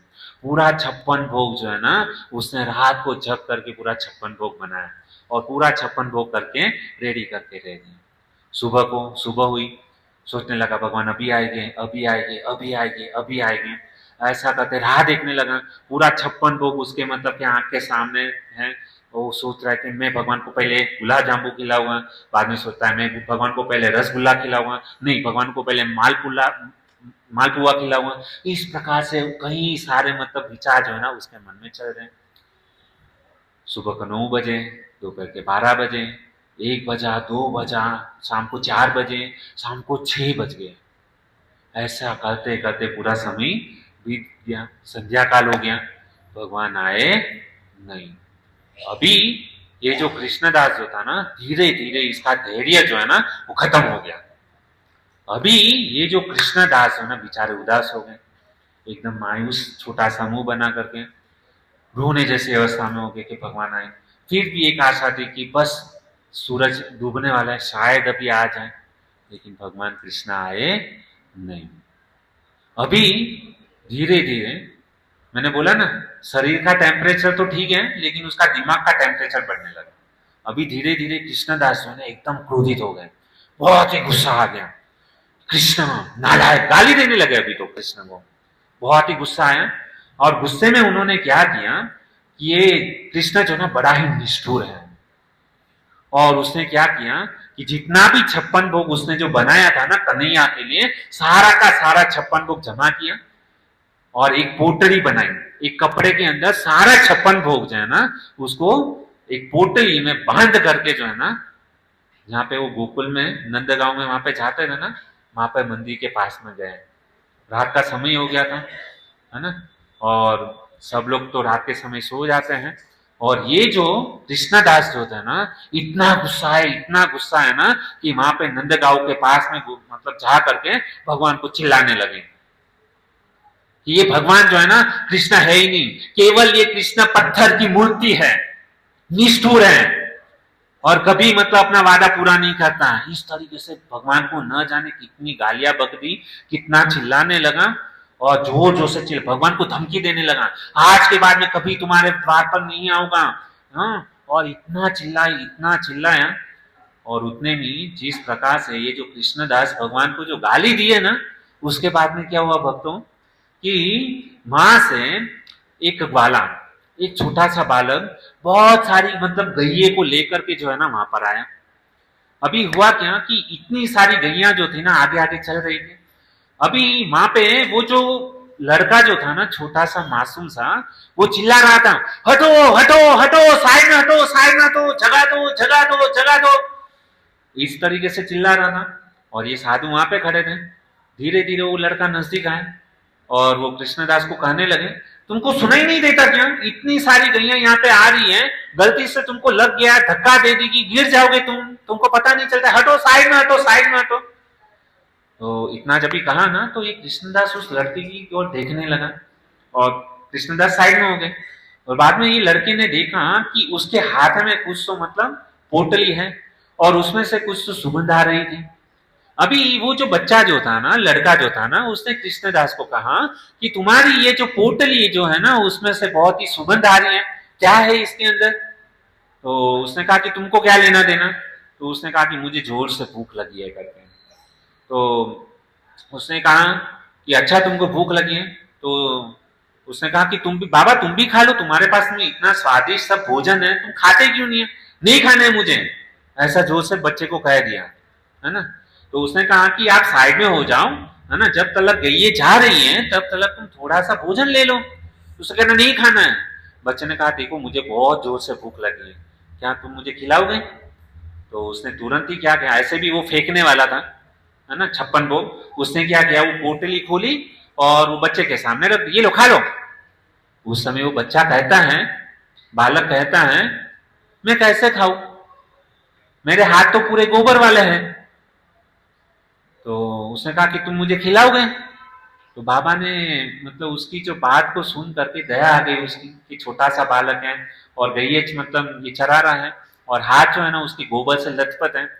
तो वो बाबा ने क्या किया, उसको साइड में एक वृक्ष के नीचे उसको बिठाया और बाबा क्या करने लगे, वो छोटा सा जो बालक जो है ना, वो बालक को क्या करने लगे, अपने हाथों से जो है ना उसको खिलाने लगे।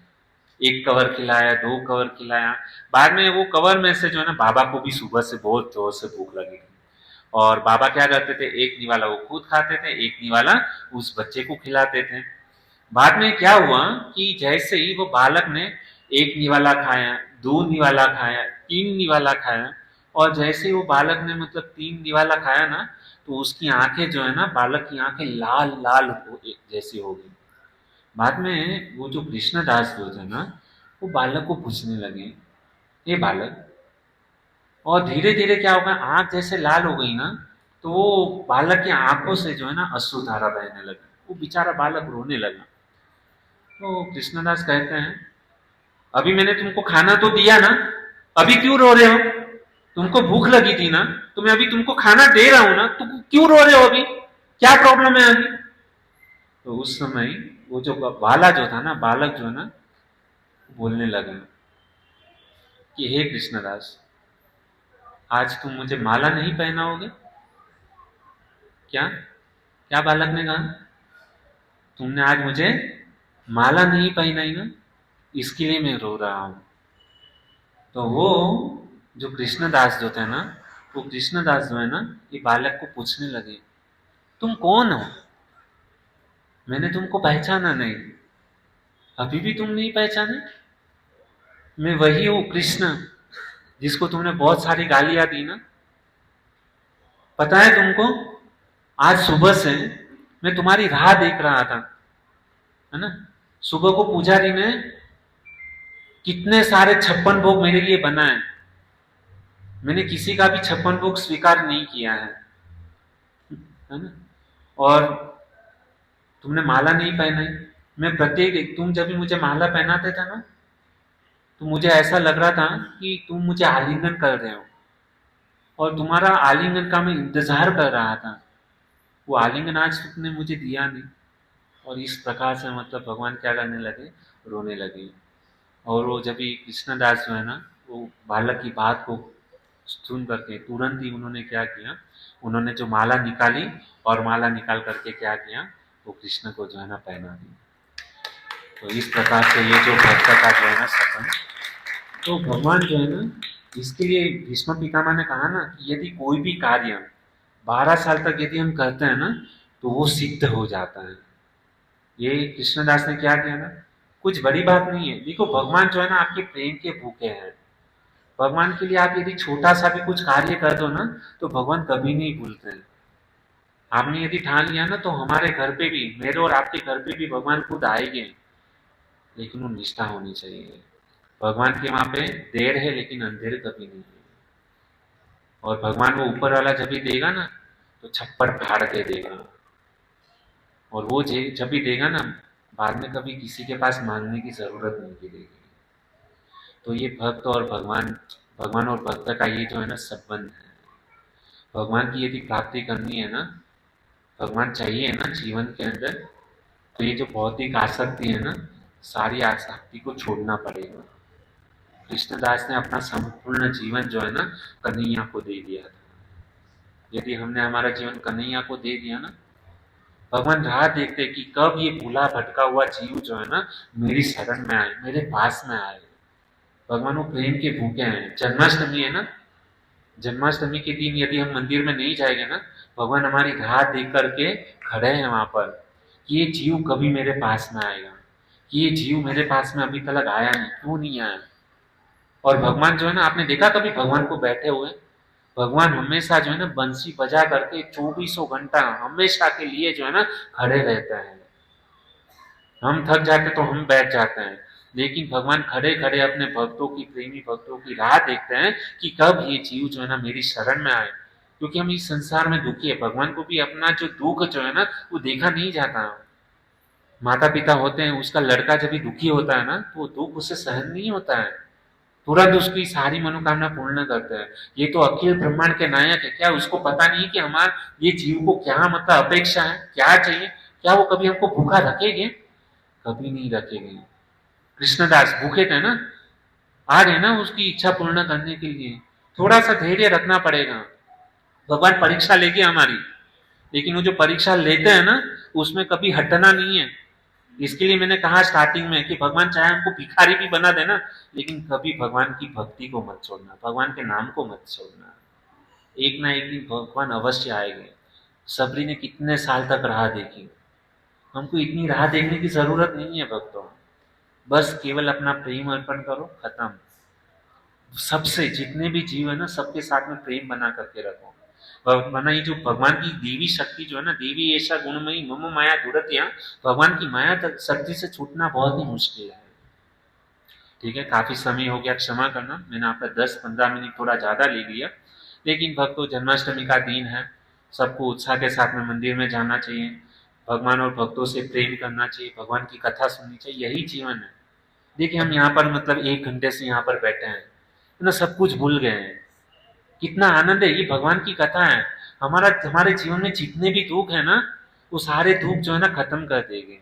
भगवान की कथा के अंदर इतनी ताकत है। तो बस मेरा आपके चरणों में यही प्रार्थना है कि सब लोग आपस में एक साथ भक्त लोग रहिए, शुद्ध भक्तों के साथ में रहेंगे ना, हमारा भक्ति बढ़ेगा। यही भगवान से मांगना है कि कभी भी है ना भगवान, आपका संग न छूटे, भक्तों का संग कभी नहीं छूटना चाहिए। बाकी भले सब कुछ छूट जाए, लेकिन भक्तों का संग हम कभी नहीं छोड़ेंगे। ठीक है, हरे कृष्ण। बहुत बहुत धन्यवाद आप सभी भक्तों का। हरे कृष्ण।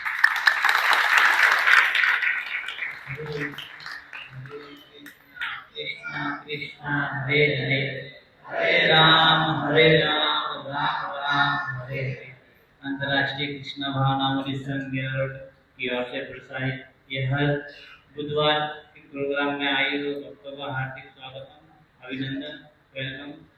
तो हमारा बड़ा सौभाग्य है कि बुधवार का जो प्रोग्राम हो रहा है, इसमें गुरु जी अपना तन मन धन इतना सरलता से हमको समय दे रहे हैं। अब तो समय किसी के पास है नहीं, और गुरु जी हमारे को जो समय दे रहे हैं उसका हमको बड़ा लाभ उठाना चाहिए। और गुरु जी ने बताया है कि हमको भक्ति छोड़ के नहीं जाना है, तो हमको तो नहीं जाना है, ध्यान रखना है, कुछ गलती हो जाए तो भी हमको भजन करते ही रहना है। दूसरी बात, जो हमारे जो साथ में आ रहे हैं, जो एक दिन नहीं आया है, उसका भी हमको ध्यान रखना है कि क्यों नहीं आ रहे हैं, उनका हमको सपोर्ट करना है कि वो भी हर प्रोग्राम में आए। नहीं आ रहा है तो उनको फ़ोन कीजिए, उनको बुलाइए, कुछ प्रॉब्लम होगा तो उनको समझाइए। तो ऐसा कोई एक भक्त ये प्रोग्राम से अलग नहीं होना चाहिए, और हो सके तो और एक दो भक्तों को लेके आइए, उनको भी हमारा थोड़ा संग मिले। तो गुरु जी ने बहुत अच्छा इन गुणों के बारे में बताया, सत्वगुण, रजोगुण, तमोगुण। तो हमको इससे भी ऊपर उठना है, तीनों गुणों से भी ऊपर उठना है। ऐसा हम धीरे धीरे प्रयास करेंगे तो इन तीनों गुणों से ऊपर भी उठना है और भजन करना है। फिर गुरु जी ने कृष्ण की ऐसी लीला बताई है। भक्तों, कृष्ण की एक से एक लीला में इतना आनंद है कि पूछो मत। कल मैं वो देव गया था, तो विठल संत तुकाराम जी के बारे में, तो क्या कथा है उनकी, और उनकी क्या वाइफ 36 का आंकड़ा था उनका भगवान के प्रति। लेकिन भगवान उनके पीछे इतने आतुर थे, इतना गाली देती थी कृष्ण को, गरम गरम। एक बार तो उन्होंने कथा बताया कि वो रोज भोग लगाते थे, क्योंकि गाय घर पे भैंस थी, तो ऐसा उनको था कि भाई भोग लगाना चाहिए, तो भगवान रोज पी जाते थे दूध। तो उनको बहुत गुस्सा आता था, अरे तुम पीते क्यों हो, मेरा भी तो घर का ध्यान रखो ना। तो भक्तों, उनका दो लड़के थे और एक लड़की थी, तो वो सेवा करते थे। एक दिन क्या हो गया, वो दोनों तीनों जन बाहर गए हुए थे, तो उनको बहुत गुस्सा आया उनकी वाइफ को। तो उन्होंने क्या किया कि गरम गरम दूध किया, और वो तांबे के बर्तन में लिया, नीचे से कपड़े से पकड़ा और भागी दूध लेके। और भगवान कांप रहे उधर, और उन्होंने तुरंत भोग लगाया। वैसे भगवान की पूरा मुंह जल गया, आज भी उनका मुंह जला हुआ है। तो ऐसे भगवान है, भक्तों के पीछे इतना ये मोहित होते, वो 36 का आ गया तो भी उनके लिए इतना सेवा करने के लिए जाते हैं। तो ऐसा हमारा जन्माष्टमी आ रहा है, तो हमें जन्माष्टमी सत्वगुण से ऊपर होकर जन्माष्टमी करना चाहिए। और उस दिन हम लोग, हमारे परिवार में किसी का बर्थडे रहेगा तो हम कैसा गिफ्ट लेके जाते हैं, बड़ा बड़ा गिफ्ट लेके जाते हैं। वैसा अखिल ब्रह्मांड नायक नारायण है, उनका जन्मदिन है, तो हमको जरूर कुछ ना कुछ उपहार लेके जाना चाहिए। नहीं हो सके तो फ्रूट लेके जाइए, कुछ ना कुछ तो लेके जाइए। तो आप सभी से निवेदन है, बाजू में मंदिर है अपना गिरधारी, आप आइए और अपना जीवन को धन्य कीजिए।